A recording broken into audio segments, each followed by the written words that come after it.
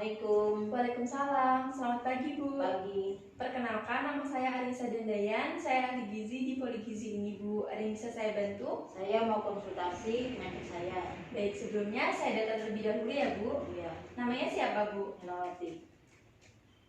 Berat badannya? 69. Tinggi badannya? 153. Usianya Bu? 47. Baik, kita mulai ya Bu. Iya. Keluhan Ibu akhir-akhir ini apa Bu? Sering pusing-pusing, badan pegel-pegel, terus mual, serta muntah gitu. Jadi aktivitasnya terganggu ya Bu ya? Iya. Ini kali pertama atau sebelumnya sudah pernah mengalami seperti ini Bu? Kali pertama. Kali pertama. Mungkin ada data pemeriksaan pendukung lainnya Bu? Ada. Permisi ya Bu. Iya.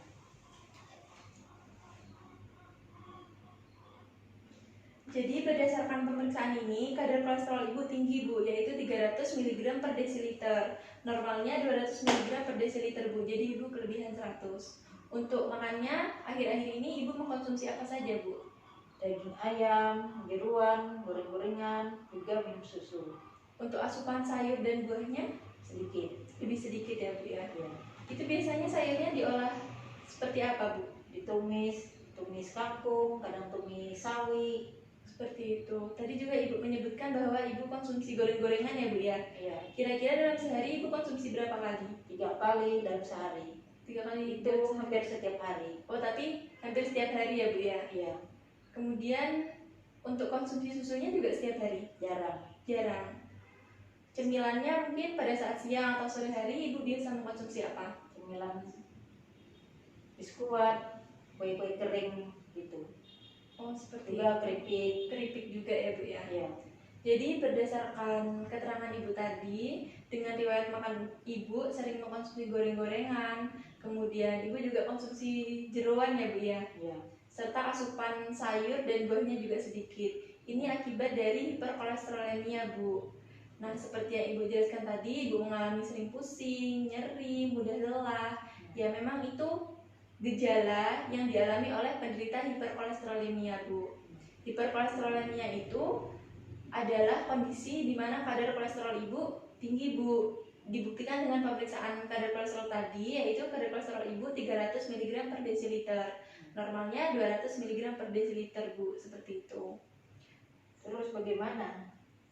Ya, Ibu jangan khawatir ya Bu ya. Diharapkan dengan konseling ini kondisi Ibu semakin membaik sehingga kadar kolesterol dalam darah Ibu juga menurun. Iya. Juga berdasarkan IMT, Ibu tergolong overweight Bu. Maksudnya overweight di sini berat badan Ibu berlebih. Jadi ini merupakan salah satu faktor yang dapat mengakibatkan seseorang mengalami hiperkolesterolemia Bu. Ibu di rumah sering olahraga? Jarang. Jarang olahraga ya Bu ya? Iya. Nah, selain faktor berat badan, Iya. Ibu yang tergolong overweight, jarang olahraga, serta pola makan yang kurang tepat juga dapat mengakibatkan seseorang mengalami hiperkolesterolemia Bu. Lalu saya harus bagaimana Bu? Ya, jadi yang harus Ibu lakukan yang pertama yaitu Ibu harus mengatur pola makan Ibu dengan mengkonsumsi lebih banyak sayuran seperti itu dan membatasi makanan goreng-gorengan.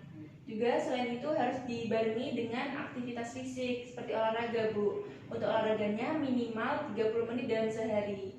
Ibu ibu rumah tangga ya Bu ya? Iya. Pasti melakukan aktivitas fisik seperti menyapu, kemudian mengepel, memasak. Nah, ini juga dapat menurunkan kadar kolesterol dalam darah Ibu seperti itu.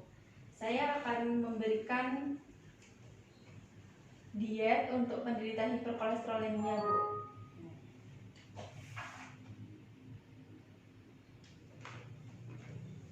Bentar ya Bu.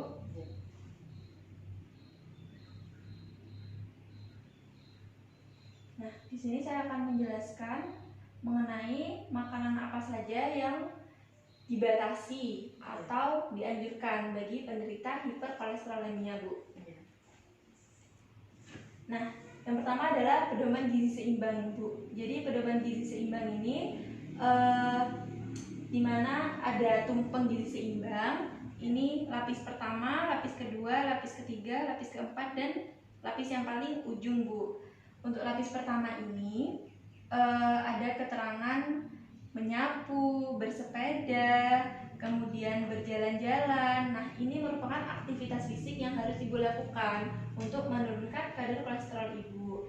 Dan yang kedua yaitu konsumsi karbohidrat, Bu. Jadi konsumsi karbohidrat seperti nasi, singkong, jagung itu dalam sehari 3 sampai 4 porsi, Bu. Kemudian atasnya ada sayuran dan buah-buahan. Untuk sayurannya 3 sampai 4 kali dalam sehari konsumsinya. Untuk buah-buahan 2 sampai 3 porsi, Bu. Dan atasnya yaitu lauk pauk, Bu. Lauk pauk ini seperti ikan, kemudian daging ayam, kemudian kacang-kacangan seperti itu, Bu. Jadi konsumsinya 2 sampai 4 porsi dalam sehari. Dan yang paling atas yaitu pembatasan, Bu. Pembatasan gula, garam serta minyak, Bu. Jadi dalam mengolah makanan kita harus dapat membatasi adanya penambahan garam, gula dan minyak ini, Bu. Karena untuk minyak sendiri, dengan ibu penderita hiperkolesterolemia ya, Bu ya, minyak sendiri dapat apabila penggunaannya berlebihan juga dapat meningkatkan kadar kolesterol dalam darah. Dan juga ibu harus minum air putih minimal 8 gelas sehari seperti itu, Bu.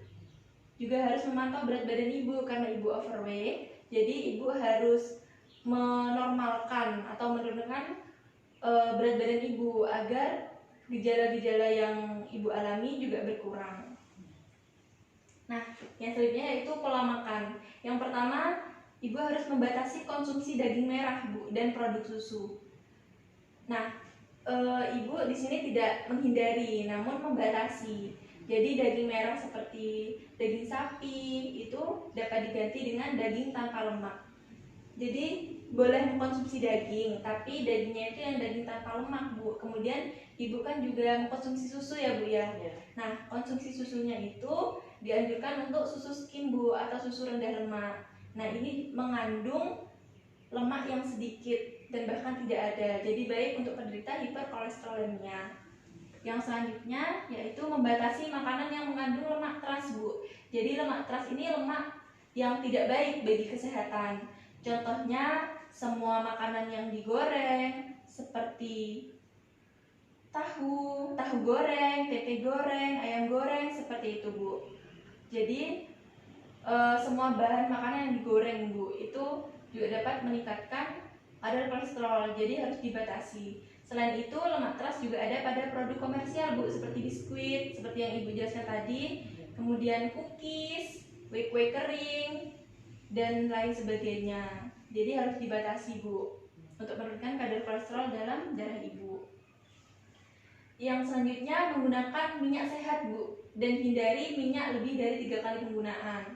Contohnya minyak sayur, minyak zaitun, dan minyak canola. Jadi untuk maksimal penggunaan minyak ini diusahakan tidak lebih dari 3 kali, Bu, karena itu dapat meningkatkan lemak yang ada dalam minyak. Apabila kita konsumsi dapat meningkatkan kadar kolesterol dalam darah ibu. Yang selanjutnya mengkonsumsi ikan tinggi omega 3. Contohnya salmon, makarel, tenggiri, sarden seperti itu, Bu. Ibu di rumah sering konsumsi ikan apa, Bu? Ikan sarden. Sarden ya, Bu ya. Itu juga mengandung tinggi omega 3, Bu, dan baik dikonsumsi untuk penderita hiperkolesterolemia. Yang selanjutnya mengkonsumsi makanan gandum utuh, Bu. Contohnya oat, roti gandum, kemudian cemilannya bisa diganti cemilan gandum, Bu. Jadi kan sebelumnya ibu mengkonsumsi cemilan kue-kue kering yang terbuat dari tepung terigu. Tepung terigu sebenarnya bagus, cuman karena pengolahannya mungkin untuk kue-kue kering itu dapat ada pada kue-kue kering itu lemak transnya itu, Bu. Lemak trans yang tidak baik bagi kesehatan. Yang selanjutnya mengkonsumsi kacang-kacangan dan biji-bijian, Bu. Contohnya kacang walnut, almond, dan biji-bijian lainnya. Seperti kacang mete, itu juga baik, Bu, untuk menurunkan kadar kolesterol dalam darah ibu. Dan yang paling penting yaitu mengkonsumsi banyak buah dan sayur, Bu. Seperti sayur brokoli, wortel, kemudian sawi, itu baik, Bu. Namun perlu diperhatikan untuk cara pengolahannya, Bu. Jadi lebih baik dan lebih dianjurkan untuk direbus. Jangan sering-sering mengolah dengan menumis, karena menumis kan juga membutuhkan minyak ya, Bu ya. Sedangkan harus ada batasan mengenai minyak. Dan konsumsi buah-buahan seperti buah apel, anggur, pepaya, pisang ini sangat membantu Ibu untuk menurunkan kadar kolesterol. Selain menurunkan kadar kolesterol dengan mengatur pola makan, Ibu juga harus rutin berolahraga, Bu. Minimal tadi 30 menit dalam sehari. Jadi itu sangat penting, Bu. Juga perlu adanya kemauan dari Ibu untuk menurunkan kadar kolesterol seperti itu, Bu. Mungkin dari sini, dari pemaparan saya sudah jelas atau ada yang mau ditanyakan? Sudah jelas. Sudah jelas ya, Bu ya? Iya. Baik, berarti Ibu sudah paham ya, Bu ya? Iya. Yang penting Ibu harus mengkonsumsi banyak Sayur. buah, seperti itu ya, Bu ya? Iya. Dan membatasi penggunaan minyak.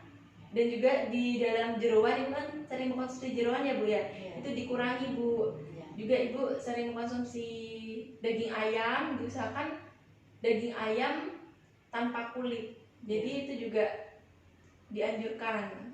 Iya. Seperti itu, Bu. Mungkin ada ditanyakan? Tidak ada. Tidak ada. Iya. Baik, terima kasih ya, Bu ya. Semoga kondisi Ibu semakin membaik dan kadar kolesterol Ibu menurun. Baik, bisa diakhiri ya, Bu ya. Iya. Sekian, mohon maaf apabila banyak kesalahan. Wassalamualaikum warahmatullahi wabarakatuh. Waalaikumsalam. Misi, Bu. Ya, kasih. Ya, semoga cepat sembuh, Bu. Ya.